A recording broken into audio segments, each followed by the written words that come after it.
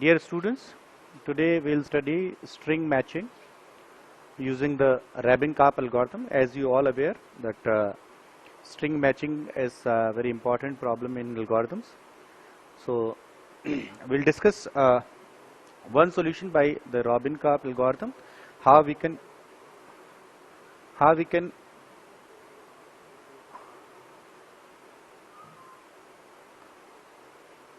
match the string using this algorithm. So outline of this lecture is what is basically the problem is, then definition of Rabin-Karp algorithm, how it works, and then we'll take one example.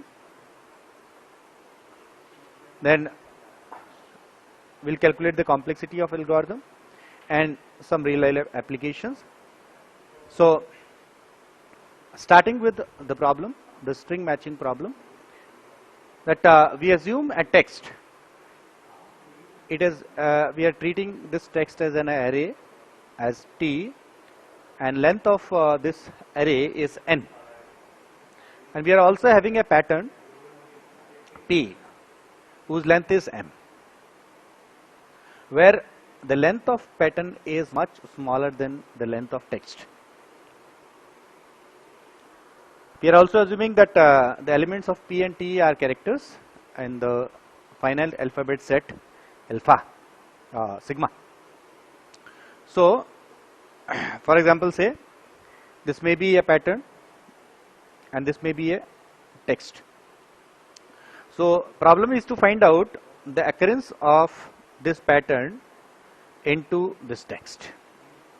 How we can find out the occurrence of this pattern into this text using Rabin-Karp algorithm. So this is our problem basically. So if we are using the brute force method, in which we are matching all the possibilities of pattern into text, then the complexity is order of nm, where n is number of alphabets in text and m is number of alphabets in pattern. So we can reduce this complexity by using Rabin-Karp method. We'll see how.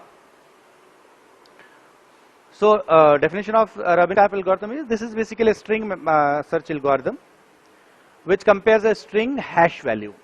Hash value means instead of comparing the string directly, we'll calculate or we'll convert the string into a value by using some hash function which will reduce the size of string. Then we'll compare that hash value. If the hash value is matched, then only we'll compare the pattern with the text. Otherwise we can easily skip that particular position. That means if hash value of text and pattern is not matching, that means it is guaranteed that the ultimately text and pattern is not matching. So how it works, we'll take, so as I said, we are assuming that both text and pattern will convert that text and pattern into form of numerals from 0 to 9. So our alphabet set, the sigma is, it will contain the character either 0, 1 up to 9. Then we'll also calculate or convert the pattern into the value. Then we'll take a prime number, because by using that prime number or by using the property of prime number, if say P is a value and Q is a value and we are taking a prime number, say some prime number X. So if we are taking modulo of P and modulo of Q, and if both the value are different, that means P is not equals to Q. So by using this property of prime number, we can compare both the hash value of pattern and text. So this is suppose say hash value of text, and this is the hash value of pattern. So we'll take modulo of these two with respect to one prime number, that is X. And if it is different, if it is the value generated by P modulo X, say for example, say P modulo X is 1 and P modulo Q modulo X is 2. That means P is not equals to Q. That it means pattern and text are different. So we'll use this particular concept, and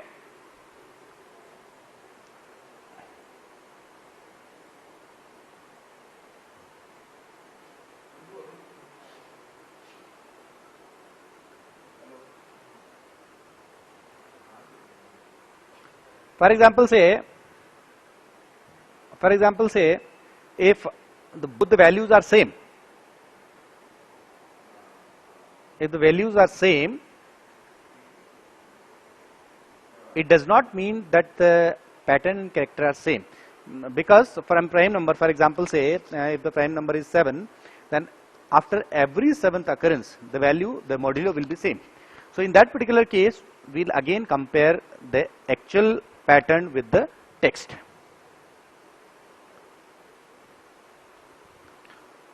So first of all, how it will work?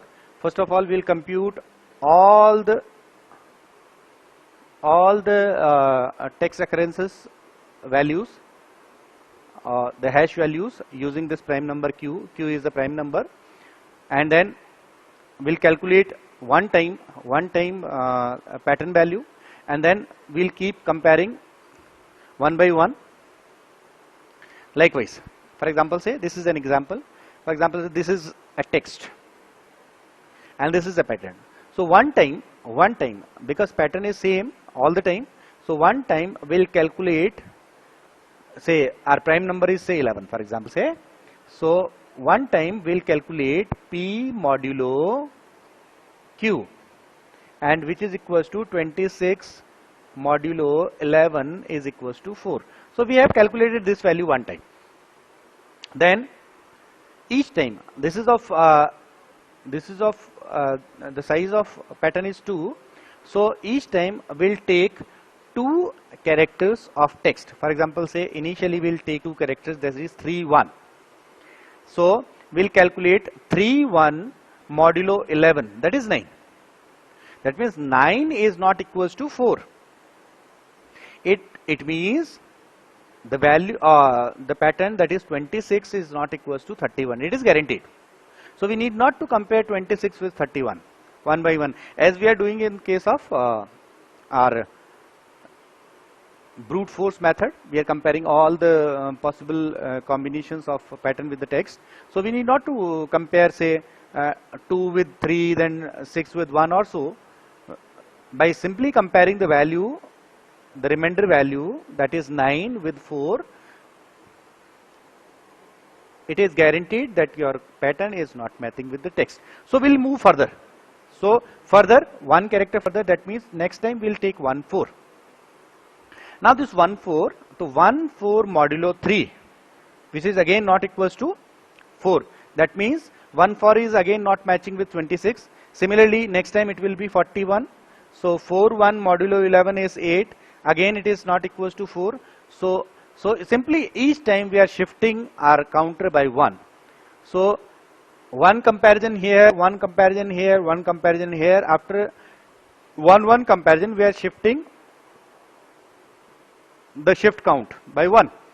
While in case of your brute force method, each time we are comparing 2 values and then we are shifting if it is matching or not.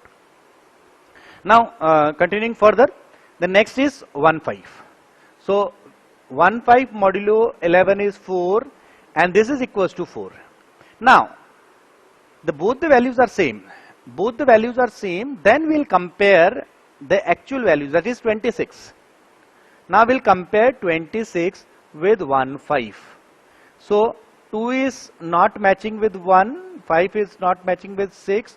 That means this is spurious hit. That means the remainder value, as I said, because we are taking this prime number, so 11. So after every 11, or we'll say, for example, say we'll add 15 to 11 to 15, then it will be 26. Then again we'll say, suppose say add 11 to this 26, then it will be 37. So again after every 11 the remainder will be 4. It means it is not the same. It will be same only for 26. For all other cases it will be treated as spurious hit. So in this particular case it is a spurious hit. It is assumed, or it will look like we have found the occurrence, but the actual occurrence is not found yet. So this is known as spurious hit. So again with next 5-9. So 5-9 mode 11 is 4, which is again equals to 4. But when we compare 26 with 5-9, then it is again, it will be an spurious hit. Similarly, we'll go with 92. 92 mode 11 is 4. Again, it is spurious hit because then next is 26. 26 mode 11 is 4, which is equals to 4. So hash value is matching. So if the hash value is matching, again will match. So we'll match 26 with 26, and this is a hit. So this is an exact match which is required. Again we'll continue this process. So next will be 65. So 65 mode 11, that means it is not matched, it will be shifted. Then next will be 53. So 53 mode 11, no, that means again it will be shifted. Then next will be 35. 35 mode 2 is 2, which is not equals to 4, that means it is not matched. So that means for this particular shift count, the pattern is exactly matching with text. For all others, for sometime it is miss, say this is miss. For previous cases it is miss, it is spurious hit, it is spurious hit, it is spurious hit.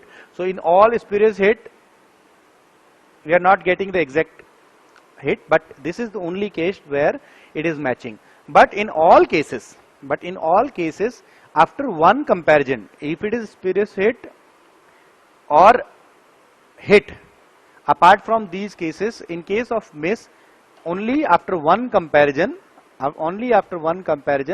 your pattern is shifting with text.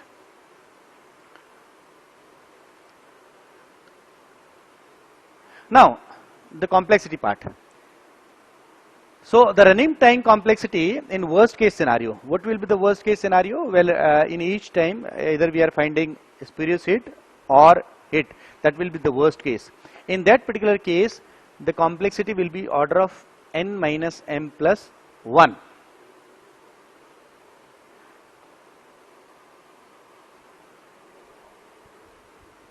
But it has a good average case running time. This is a worst case. In worst case, it is almost same as your brute force algorithm. But in average case, in that particular case, when your number of misses are more, so in that particular case, you required number of less comparisons in comparison to your brute force method.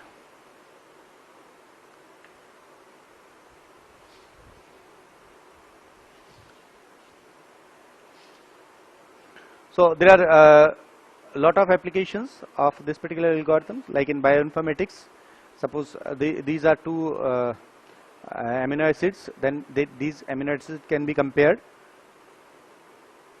There are also different applications, like in DNA binding domains and alpha hemoglobin and beta hemoglobin.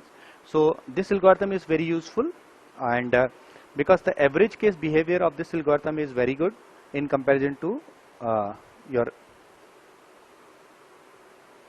first brute force algorithm.